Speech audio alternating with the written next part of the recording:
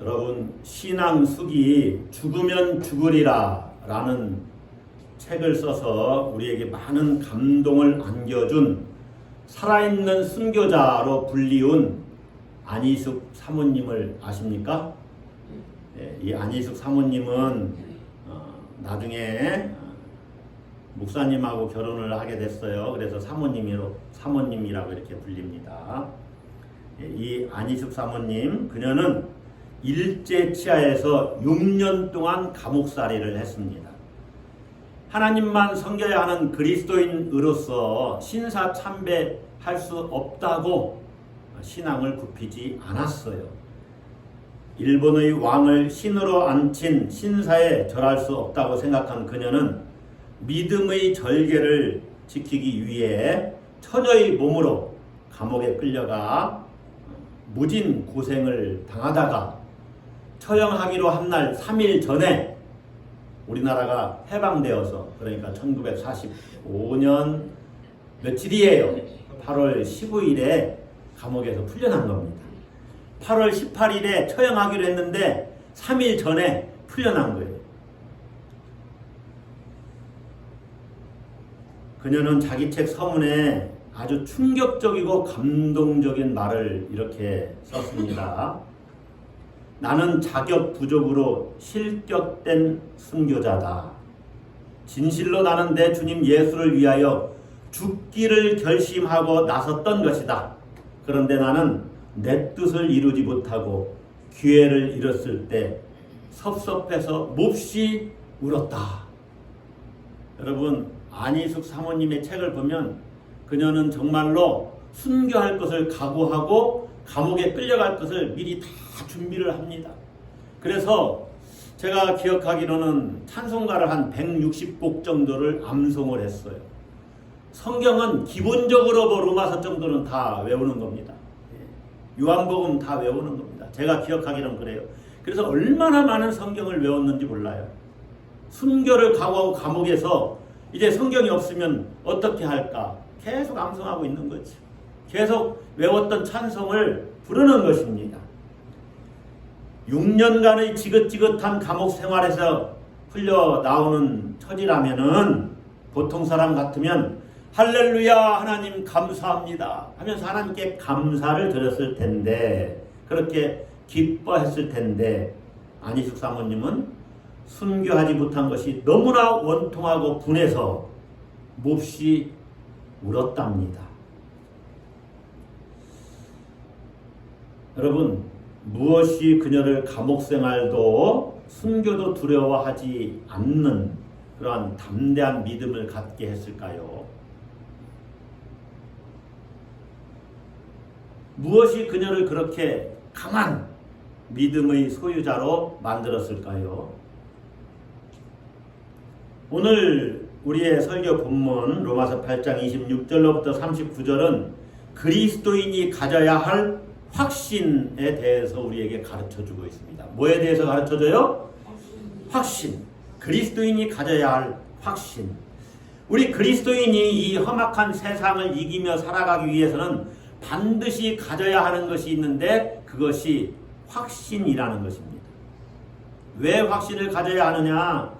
확신이 없으면 신앙의 중심을 잡지 못하고 그냥 시계처럼 이쪽으로 쏠리고 저쪽으로 쏠리고 그렇게 흔들리는 신앙생활을 할 수밖에 없다는 것이죠.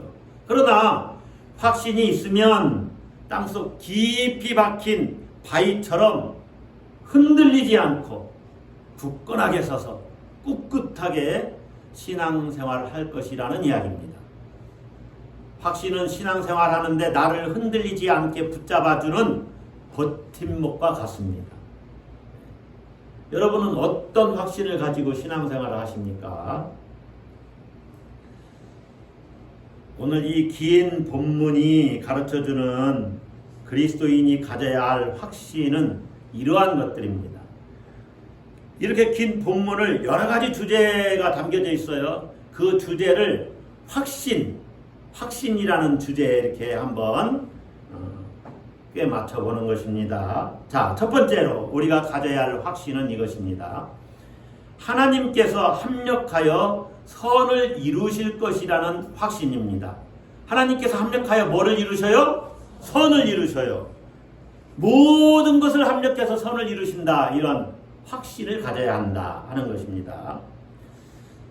바울은 로마서 8장 4절로부터 8절까지 해서 성령을 받고 성령을 따라 사는 사람들이 아니고서는 그렇게 성령을 받고 성령을 따라 살지 않으면 하나님을 기쁘시게 할 수 없다고 그랬어요.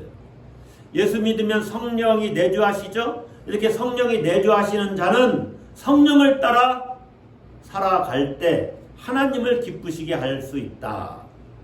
이렇게 이야기를 했습니다. 하나님을 기쁘시게 하는 자가 하나님을 사랑하는 자인데, 그렇게 하나님을 사랑하는 자는 모든 것이 합력하여 하나님께서 선을 이루게 하신다. 자, 하나님을 사랑하는 자 28절 보세요.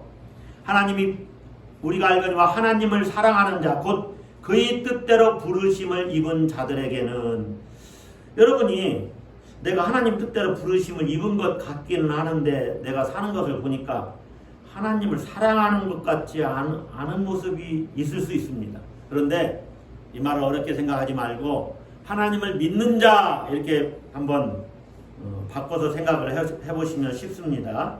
하나님을 믿는 자 곧 그의 뜻대로 부르심을 입은 자들에게는 모든 것이 합력하여 무엇을 이루느니라? 선을 이루느니라. 여러분, 성령 받고 성령을 따라 사는 사람들이 바로 하나님의 뜻대로 부르심을 입은 자들인데, 그들에게는 하나님께서 모든 것이 합력하여 선을 이루게 하신다는 거예요. 자, 여기서 선을 이루게 하신다는 것을 예수 믿기만 하면 좌로 가나 우로 가나 그냥 모든 일들이 잘 되게 하신다, 이렇게 생각하시면 그것은 오해입니다. 이러한 통속적인 낙관론을 말하는 것이 아니에요. 만사가 저절로 굴러가면서 좋은 것으로 바뀔 것이다, 무엇을 해도 만사형통이다, 그 말을 하는 것이 아닙니다. 모든 것이 합력하여 선을 이룬다고 하셨으니까 다 잘 될 것이다 라는 식으로 보면 안 된다는 것입니다. 우리가 교제 시간에 다 잘 될 것입니다 그러니까 서로 인사하지요. 이것은 하나님 편에서 모든 것을 다 잘 되도록 이끄신다, 그 말이에요. 하나님 편에서 그렇습니다. 오늘 성경이 말하는 선을 이룬다는 말씀이 무엇인지 우리가 정확히 알아야 되는데, 본문에서 선을 이룬다는 말씀은 두 가지입니다. 두 가지지만 실상은 한 가지입니다. 그게 뭐냐? 29절을 보겠습니다. 하나님이 미리 아신 자들을 또한 그 아들의 형상을 본받게 하기 위하여. 무엇을 본받게 하기 위하여? 그 아들의 형상을 본받게 하기 위하여 미리 정하셨으니 이는 그로 많은 형제 중에서 맏아들이 되게 하려 하심이니라. 자, 30절은 같이 있습니다. 또 미리 정하신 그들을 또한 부르시고 부르신 그들을 또한 의롭다 하시고 의롭다 하신 그들을 또한 영화롭게 하셨느니라. 여기에 선을 이룬다는 것이 담겨져 있어요. 뭐냐? 우리로 하여금 예수 그리스도의 형상을 본받게 하는 것이에요. 그것이 첫 번째고, 두 번째는 우리를 영화롭게 하시는 것입니다. 이것이 선을 이루는 거예요. 모든 것이 서로 협력해서 예수 그리스도를 본받게 하시는 것, 우리가 예수 닮게 하는 것, 또 한 가지는 영화롭게 하는 것입니다. 그렇게 하기 위해서 하나님이 우리를 아시고 택하셨다는 거예요. 자, 29절에 하나님이 미리 아신 자들을 또한 그 아들의 형상을 본받게 하기 위하여 미리 정하셨으니, 미리 아시고 미리 정하셨다. 왜? 우리로 하여금 예수님의 형상을 본받게 하기 위해서. 이것은 예수님을 완전히 닮는 것을 말합니다. 본질적으로 닮는 것을 말해요. 단순한 어떤 유사성을 의미하는 것이 아닙니다. 완전히 닮는 것. 그러니까 예수님이 사랑이 한이 없죠. 우리도 사랑이 한이 없는 사람. 또 온유하고 겸손하시죠. 우리도 온유하고 겸손한 사람.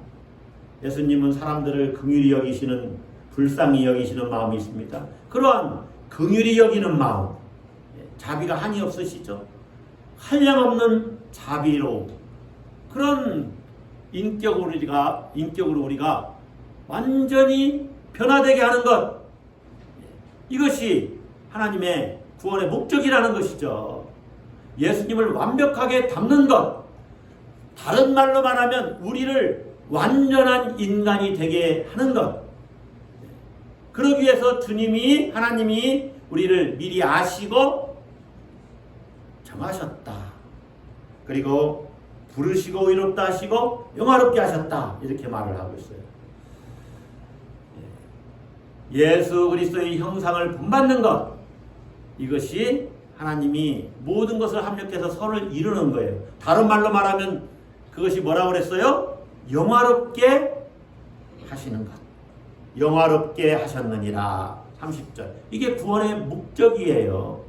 여러분, 우리의 구원이 완성되는 것을 신학적인 용어로는 영화, 글로리피케이션이라고 말합니다. 이게 뭐냐? 예수 그리스도의 형상을 우리가 완전히 이루는 것입니다. 예수님을 완벽하게 닮는 거예요. 우리가 부활하여 완전 무결한 새 인격으로 변화되는 것. 예수 그리스도의 형상을 닮은 새 사람으로 주님을 바라보면서 영원토록 주님과 함께 영원히 사는 영생의 복을 누리는 것이 영화지요? 그 영화를 이루게 하는 것, 이것이 하나님이 모든 것을 합력해서 선을 이루는 것입니다. 우리의 구원을 완성시켜주는 것, 이것이 선을 이루는 거예요. 모든 것이 합력하여 선을 이루느니라. 여러분, 여기서 모든 것은 우리가 세상 살면서 겪는 모든 일들, 좋은 일, 나쁜 일, 형통한 일, 또 고난받는 일, 복과 불행, 스스로 행한 일 본의 아니게 당하는 일, 사람을 만나고 헤어지는 일, 또 오고 가는 일, 이런 모든 일들입니다. 심지어 우리가 살고 죽는 일까지도 이 모든 것을 서로가 이렇게 협력을 해서 선을 이루게 한다는 거죠. 하나님께서 그렇게 하신다는 거죠. 하나님께서 우리 삶의 온갖 경험을 통틀어서 결국에는 우리가 구원받는 사람이 되도록 작업하고 계시다. 그래서 그때 그렇게 우리가 아팠던 것입니다. 그래서 그때 그렇게 우리가 승리하고 때로는 실패를 경험했던 것입니다. 그래서 그때 바로 그 사람을 만나서 도움을 받을 수 있었던 거예요. 모든 것이 하나님의 섭리 가운데서 이루어진 것입니다. 이것이 하나님이 모든 것을 합력하여 선을 이루신다는 것입니다. 할렐루야. 내가 예수 닮도록 하나님께서 모든 것을 이렇게 선용하시고 나를 영화롭게 하는 계기로 삼으신다. 여러분, 여기서 아주 중요한 것이 있어요. 선을 이루시는 것은 내가 아니라 하나님이시라는 거예요. 누가 이루셔요? 하나님이. 원문에는 29절로부터 30절까지 이 구원의 어떤 순서를 쭉 이야기하면서 거기에 하나님이 하신다, 그가 뭐뭐 하셨다, 이렇게 되어 있어요. 그 단어들이 미리 하시고 정하시고 부르시고 의롭다 하시고 영화롭게 하셨다, 이 단어들이 모두 다 문법적으로는 3인칭 단수, 과거형으로, 그리고 능동태 직설법입니다. 수동태가 아니라 능동태. 그러니까 누군가가 그렇게 하신다는 거예요. 그래서 그가 뭐뭐 하셨다, 이렇게 되어 있어요. 모두 다 과거형으로 되어 있습니다, 단어가. 그래서 원문대로 말씀드리면 그가 미리 아셨고, 그가 미리 정하셨고, 그가 미리 정하신 그들을 그가 부르셨고, 그는 누굽니까? 하나님입니다. 하나님이 미리 하신 자들을 그래서 하나님이 그렇게 하셨다는 거예요. 그래서 제가 말을 하나님으로 바꾸면 그가 미리 하셨고를 하나님이 미리 하셨고 하나님이 미리 정하셨고 하나님이 미리 정하신 그들을 하나님이 부르셨고 하나님이 부르신 그들을 하나님이 의롭다 하셨고 하나님이 의롭다 하신 그들을 또한 하나님이 영화롭게 하셨느니라. 할렐루야. 하나님이 하신다는 거예요. 하나님. 여러분, 영화는 장차 우리에게 이루어질 미래인데 왜 과거형으로 이렇게 되어 있을까요? 영화롭게 하셨느니라. 영화롭게 될 것인데 신학적으로는 우리가 죽은 이후에 우리가 부활할 때 그렇게 되는 겁니다. 영화는. 그런데 왜 과거형으로 되어 있을까요? 우리 관점에서 영화롭게 되는 것은 미래의 일이지만 하나님의 관점에서는 영원전에 이미 이루어진 일이기 때문에 그래요. 우리가 영화롭게 되는 것, 이것은 하나님의 구원 계획 속에는 이미 우리가 하나님의 자녀가 되기로 하나님이 딱 되도록 선택하셨을 때 이미 이루어진 일이라는 거예요. 시간을 초월하시는 하나님에게는 계획이 곧 완성입니다. 아멘? 네, 계획이 완성이다. 너무 멋진 말 아닙니까? 하나님이 여러분을 향한 계획, 천국에서 영생 복락을 누리도록 계획하셨어요? 이미 이루어진 일과 마찬가지예요. 전능하신 하나님께서 이미 시작하셨으니까 시작하신 일이니 반드시 그대로 된다. 하나님께서 그 뜻대로 부르심을 입은 자들에게 선을 이루시는데 절대 실패할 수 없는 이유가 하나님께서 하시기 때문입니다. 할렐루야. 하나님이 계획하시고 하나님이 시작하셨으니까 하나님이 반드시 이루시지요. 그것이 모든 것이 합력하여 선을 이룬다. 자, 여러분, 우리 전체 본문을 하나님이 우리에게 이루시는 어떤 일들 거기에 맞춰서 본다면은 성령도 선을 이루게 하시는 데에 도우신다는 거죠. 그 26절 27절 보시면 이와 같이 성령도 우리의 연약함을 도우시나니, 이 성령 도는 이 조사 하나라도 번역을 제대로 해야 되는데 성령은으로 이렇게 번역을 해야 됩니다. 누가 우리를 도왔다는 말이 앞에 없어요. 그러니까 성령은 우리 연약함을 도우신다. 우리는 마땅히 기도할 바를 알지 못하나 오직 성령이 말할 수 없는 탄식으로 우리를 위하여 친히 간구하신다. 그래서 27절까지 모두 다 성령이 우리를 도우시는 것을 이야기해요. 이 본문을 단지 우리가 기도할 바를 알지 못할 때 성령이 탄식함으로 우리를 도우신다. 그렇게 이 본문만 끄집어내서 기도에 대한 말씀으로 설교할 수 있겠죠. 그런데 전체 맥락을 쭉 읽다 보면은 이런 내용이에요. 우리 그리스도인들은 탄식할 수밖에 없는 존재요. 고난, 예수 그리스도와 함께 고난 받을 수밖에 없는 존재인데 성령도 탄식할 수밖에 없는 우리와 함께 탄식하시면서 그 고난의 삶에 우리가 힘있게 능력있게 그리스도의 그 부활하신 것을 보면서 우리도 부활할 것을 기다리면서 몸의 속량, 그것이 23절에 나오죠. 우리가 몸의 속량을 그렇게 몸의 구원을 기다리지요. 그 일에 하나님께서 성령께서 돕고 계시다는 거예요. 그런 의미예요. 그러니까 우리 안에 내주하시는 성령께서 우리가 탄식할 수밖에 없는 존재, 고난 받을 수밖에 없는 존재, 그렇게 연약한 존재인데 우리의 연약함을 도우신다는 거예요. 우리 몸의 속량이 이루어지도록 탄식하시면서 우리를 도우신다는 거예요.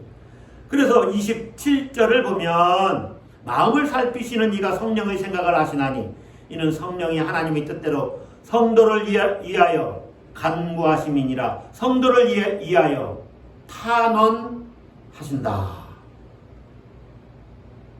몸의 속량이 우리에게 이루어지도록 성령께서도 말할 수 없는 탄식으로 기도하고 계시다는 거예요. 탄원하고 계시다는 거예요. 몸의 속량이 이루어지는 것이 뭡니까? 몸의 구원이 이루어지는 것이 뭡니까? 우리가 영화롭게 되는 거예요. 할렐루야. 네. 여러분, 하나님께서 모든 것을 합력해서 여러분에게 일어나는 모든 일들을 여러분의 구원이 완성되는 일에 선용하고 계시다. 그것이 선을 이루신다는 거예요. 그러니까 궁극적으로는 모든 것이 다 잘 되는 겁니다. 우리가 구원받는데 다 도움이 되도록 하시니까. 여러분은 하나님께서 여러분을 예수 그리스도의 형상을 본받게 하시고 영화롭게 하실 것이라는 것을 믿습니까? 그런 확신이 있습니까? 반드시 여러분에게 구원이 완성될 것입니다. 자, 두 번째 우리가 가져야 되는 확신은 구원에 대한 확신입니다. 무엇에 대한 확신이에요? 선을 이루실 것에 대한 확신을 갖는다는 것은 내가 반드시 구원받는다는 확신을 갖는다는 거예요.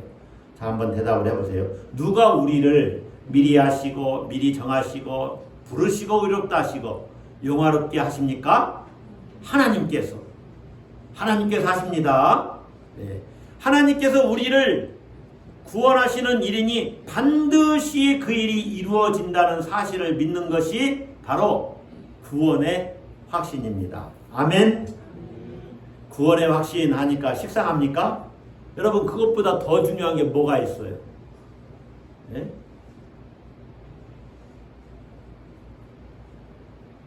제가 최근에 깜짝 놀란 뉴스가 있어요. 시원한 계곡에 가서 발 좀 담글까 이런 생각이 들다가도 계곡에는 나는 가더라도 애들은 절대 못 가게 해야 되겠다. 뉴스 들으셨죠? 뉴스 좀 보고 사세요. 대학생 3명이 계곡에 가다가 4명이 함께 계곡에서 놀았는데 3명이 빠져 죽었어요. 계곡이 깊질 않습니다. 그런데 한 곳이 조금 깊었나 봐요. 미끄러지면서 놀았는데 참 안타까워요. 그 중에 예수 믿는 사람은 어떻게 됐을까요? 그가 구원을 잃습니까? 여러분, 하나님이 작정하신 일이기 때문에 반드시 우리에게 구원은 이루어집니다. 아멘. 이게 구원의 확신이에요. 자, 바울은 이 구원의 확신에 대해서 31절부터 34절까지 이렇게 이야기를 하는데 3가지 수사학적인 질문을 통해서 우리 구원의 확실성을 선포합니다. 누가 대적하리요? 누가 고발하리요? 누가 정죄하리요? 3가지. 따라서 한번 하겠습니다. 누가 대적하리요? 누가 고발하리요? 누가 정죄하리요? 자, 누가 대적하리요? 우리의 구원을 흔들려고 대적할 수 있는 자가 없다는 거예요. 31절 보세요. 그런즉 이 일에 대하여 앞에 있는 이야기죠. 미리 하시고 정하시고 부르시고 의롭다 하시고 영화롭게 하셨느니라. 그런즉 이 일에 대하여 우리가 무슨 말하리요? 어떠한 고난의 일도 어떠한 그 탄식할 일도 이 일에 대하여, 이것은 고난과 탄식에 대하여 그 말입니다. 그것에 대하여 우리가 무슨 말 할 수 있겠느냐? 만일 하나님이 우리를 위하시면 누가 우리를 대적하리요? 고난도 탄식할 일도 우리를 대적할 수 없다. 고난도 탄식할 일도 우리의 구원을 흔들 수가 없다. 왜 그렇습니까? 또 32절에서 설명을 합니다. 자기 아들을 아끼지 아니하시고 우리 모든 사람을 위하여 내주신 이가 하나님께서 어찌 그 아들과 함께 모든 것을 우리에게 주시지 아니하겠느냐. 이때 모든 것은요, 고난을 당할 때 신실하게 견딜 수 있게 하는 모든 것입니다. 그러니까 자기 아들을 아끼지 아니하시고 우리를 위해서 세상에 내어주셨고 십자가에 내어주신 하나님이시죠. 그 하나님이 그 아들과 함께 고난의 때에 신실하게 견딜 수 있는 힘과 능력, 그 모든 것을 어떻게 주시지 않겠느냐 그 말이에요. 우리의 구원을 흔들 수 있는 어떤 대적자도 없다. 누가 대적하리요? 할렐루야. 두 번째는 뭐예요? 누가 고발하리요? 여러분 33절 읽읍시다. 시작. 누가 능히 하나님께서 택하신 자들을 고발하리요? 의롭다 하신 이는 하나님이시니. 이게 33절과 34절에 같이 걸려요. 우리를 의롭다 하신 분이 하나님이신데 우리를 누가 너 불의해, 너는 너 죄 때문에 심판받아야 돼 라고 고발할 수 있는 자가 있다 없다? 없다. 하나님이 우리를 의롭다 하시는데 누가 우리를 고발하겠어요? 여러분 여기서 고발하는 자는 원래 신자들을 대적하는 자입니다. 사탄입니다. 사탄의 별명이 고소하는 자입니다. 고소하는 자. 대적자지요, 대적자. 이것은 율법을 악용하는 죄의 모습과 같아요. 그러나 이미 하나님은 그리스도 안에서 그리스도를 믿는 자들을 의롭다 하고 여기셔요. 너 의로워 라고 말씀하셨어요. 그러므로 이제 사탄의 고발은 아무 효력이 없어요. 만유의 재판장이신 하나님이 친히 우리를 의롭다고 하셨기 때문에 우리를 고발해도 소용이 없습니다. 누가 하나님께서 택하신 자들을 고발하리요? 어떠한 존재가 우리를 고발해도 소용이 없다. 할렐루야. 여러분 그런 확신이 있어요? 여러분 행여 우리가 실수해서 잘못하고 할 수도 있지만 여러분 너무 죄책감에 빠지면 안 돼요. 속히 회개하면 됩니다. 회개하면 되니까 죄 지어라 그런 말이 아니에요. 꼭 순서를 그렇게 바꿔서 생각하는 사람이 있어요. 그게 아니에요, 성경은. 자, 세 번째, 누가 정죄하리요? 그것도 봐야죠. 34절 보세요. 누가 정죄하리요? 죽으실 뿐 아니라 다시 살아나신 이는 그리스도 예수시니 그는 하나님 우편에 계신 자여 우리를 위하여 간구하시는 자시니라. 누가 하나님께서 택하신 자들을 정죄할 수 있겠느냐? 정죄할 수 없다. 왜 그래요? 주님이 우리를 위하여 십자가에 달려 죽으셨고 부활하셨는데, 그리고 이제 하나님 우편에서 우리를 위하여 간구하시는 분이신데 누가 우리를 너 유죄 선고 받아야 돼, 너는 심판 받아야 돼 라고 정죄할 수가 있겠느냐 그 말이에요. 여러분 그리스도께서 하나님 우편에 계셔서 우리를 간구하신다는 말이 꼭 우리를 위해서 기도하신다, 물론 그렇게 생각하셔도 됩니다. 그런데 이 간구라는 말은 중재하신다는 말이에요. 우리를 변호해 주신다는 이야기예요. 아, 그 사람 하나님 심판하시면 안 됩니다. 왜 그래요? 그 사람 나를 믿음으로 하나님께서 의롭다 하신 분이 의롭다 한 사람입니다. 예.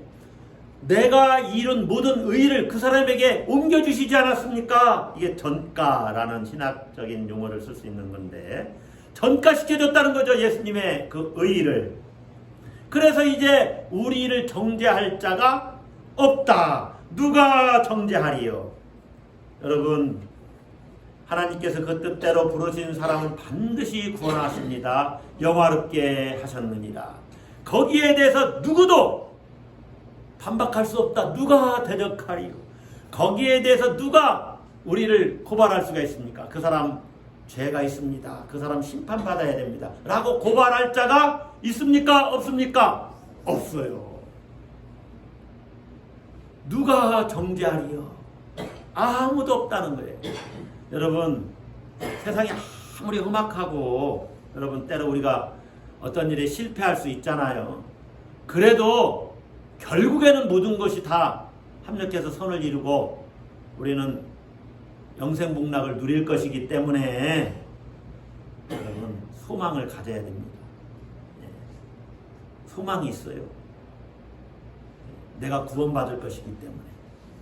예수 믿는 자로서 반드시 가져야 할 구원의 확신. 여러분은 그런 확신이 있습니까? 네. 자, 세 번째는 뭘까요? 여러분이 한번 얘기해 보세요. 세 번째는 뭘까요? 어떤 확신이 있어야 됩니까? 그럴 때는 설교자는 목사님이잖아요 라고 말하는 겁니다. 자, 세 번째는 이런 확신입니다.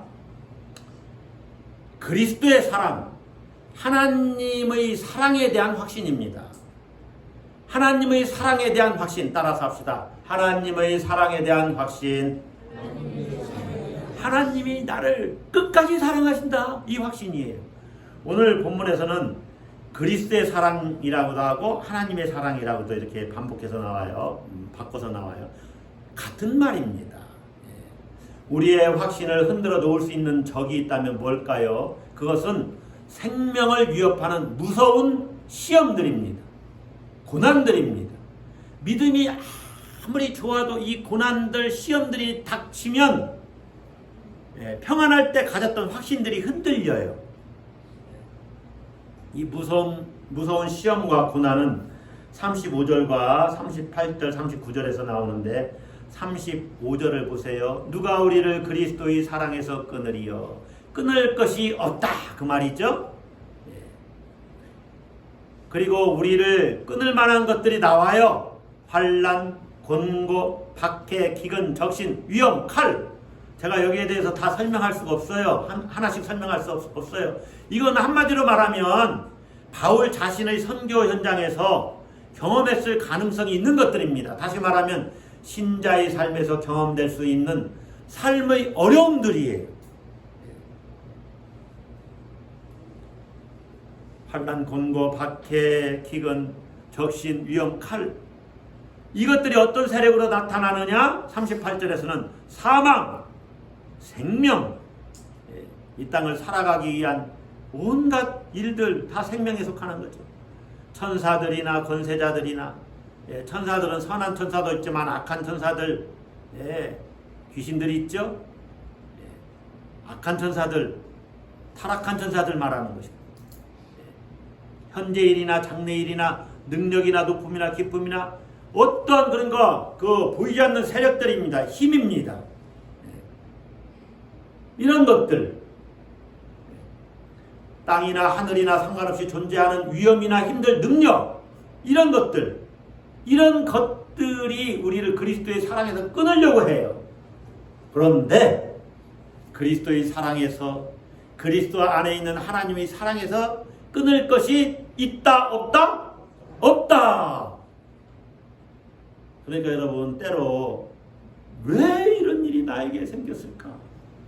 하나님이 도대체 나를 사랑하시지 않는 것이 아니야? 제가 질문 제대로 했죠? 가끔 이럴 때 질문이 이게 꼬이는 수가 있어요. 한마디로 하나님은 여전히 날 사랑하셔. 그 믿음에서 흔들리면 안 된다, 그 말입니다. 이런 일이 생겼어도 하나님은 여전히 날 사랑하신다. 할렐루야. 여러분, 하나님이 여전히 날 사랑하신다. 하나님의 사랑에서, 그리스도의 사랑에서 나를 끊을 것이 없다. 이 믿음이 있을 때 우리는 어떤 고난에서도, 시련에서도, 탄식의 현장에서도 이길 수가 있습니다. 할렐루야. 그 믿음을 가지셔야 돼요. 하나님의 사랑에 대한 확신을 가져야 돼요. 사업이 실패해도 하나님이 사랑하는 것에는 변함이 없어요. 실패할 수도 있지요. 예수 믿어도 실패할 수 있지요. 그래서 사도 바울은 이렇게 고백하는 겁니다. 이 고백이 여러분의 고백이 될 수 있기를 주의 이름으로 축복합니다. 37절입니다. 다 같이 읽어봅시다. 그러나 이 모든 일에 우리를 사랑하시는 이로 말미암아 우리가 넉넉히 이기느니라. 현재의 고난은 장차 우리에게 나타날 영광과 비교할 수 없다. 고난, 탄식, 이 모든 일에 우리를 사랑하시는 하나님으로 말미암아 우리가 넉넉히 이긴다. 우리의 형편이 어떻습니까? 이런 사도 바울이 당할 수 있는 이 선교 상황에서의 그 많은 곤고한 일들, 고난들, 그것들이 사도 바울을 어떻게 만들었냐면 36절에 나와요. 우리가 종일 주를 위하여 죽임을 당하게 되며 도살당할 양같이 여김을 받았나이다. 죽임당하고 도살당할 양 같은 처지에 빠져있는 이 사도 바울, 그럼에도 불구하고 나는 나를 사랑하시는 하나님으로 말미암아 모든 것을 이긴다. 예, 우리가 넉넉히 이기느니라. 할렐루야. 안희숙 사모가 감옥에서 순교를 각오할 수 있었던 담대함이 어디서 나왔냐면, 그가 책에서 설명을 합니다. 하나님의 사랑에 대한 확신 때문에 그렇게 할 수 있었다고 글을 쓰고 있어요. 읽어드릴 테니까 한번 들어보세요. 양순한 양떼 같은 성도들이 도살하는 자들 앞에서 그 모진 매와 고문에도 아이쿠 소리 한마디 안 하고 견디는 그 진절머리 나는 참상을 볼 때 나는 왜 그랬는지 몰라도 급한 말로 주여 천사를 속히 보내셔서 속히 이 모든 사실을 사진 찍으세요. 속히 주여 속히 하면서 발을 구르며 부르짖었다. 나는 예수님이 그 어떠하신 사랑으로 순교자들을 사랑하셨으며 만삭도 못된 나를 하나님께서 만삭도 못된 나를 역시 그 어떠하신 사랑으로 사랑하셨던가를 다 기록할 수는 없다. 안희숙 사모님이 8개월 만에 태어났거든요. 만삭도 못된 나를 하나님께서 얼마나 사랑하셨는지 나는 다 기록할 수 없다. 그러므로 안희숙 사모가 내가 죽기를 각오하고 절대로 신사참배하지 않고 나도 주기철 목사님처럼 순교해야지, 이런 각오를 가지고 순교할 것을 각오하고 준비했던 거예요. 하나님께서 예수님을 통해 보여주셨던 아주 괴짜 여성이었거든요. 안희숙 사모님이. 책을 읽어보면 괴짜였어요. 체격은 크지 않았는데 하여간 이 어디로 올라가는 걸 좋아하셨어요. 그래서 막 농에 올라가고 농 속에 올라가고 또 뒤주 위에 올라가고. 그런데 하나님의 사랑을 깨닫고 얼마나 감동을 받았는지 주님을 위해서 내가 목숨을 바쳐야지 하고 준비했던 거예요. 감옥에 가는 것도 순교하는 것도 하나님이 자신을 사랑한다는 그 감동, 감격에 겨워서 그 어떠한 것도 두려워하지 않았다는 거예요. 여러분, 어떠한 것도 하나님의 사랑에서 나를 끊어낼 것이 없다고 확신하는 자를 누가 패배시킬 수가 있습니까? 아무것도 없다. 할렐루야. 여러분은 예수 믿는 그리스도인으로서 무엇을 확신하며 사십니까? 하나님께서 그 뜻대로 부르심을 입은 자들에게 모든 것을 합력하여 선을 이룬다. 예수 그리스도의 형상을 본받게 하실 것이다. 영화롭게 하신다. 반드시 흠과 티가 없는 완전한 인간이 되게 하신다. 할렐루야. 그런 확신을 가지고 사십니까? 나는 어떤 일이 있어도 예수 믿음으로 예수님과 함께 천국에서 영원히 살 것이라는 이 구원의 확신이 있습니까? 어느 누구도 여러분을 대적하지 못하고 어느 누구도 나를 고소할 자가 없고 고발할 자가 없고 어느 누구도 내 죄 때문에 나를 정죄할 자가 없다는 것을 확신하십니까? 그렇게 해서 어디 이 세상을 넉넉히 이기느니라 하면서 살 수 있겠습니까? 예? 여러분을 하나님의 사랑에서 그리스도의 사랑에서 끊을 것이 아무것도 없음을 믿습니까? 예. 여러분, 나는 확신한다. 무엇을 확신하면서 사시는지 자기 자신을 한번 점검해 보시는 여러분들 되시기를 주의 이름으로 축복합니다. 기도하겠습니다.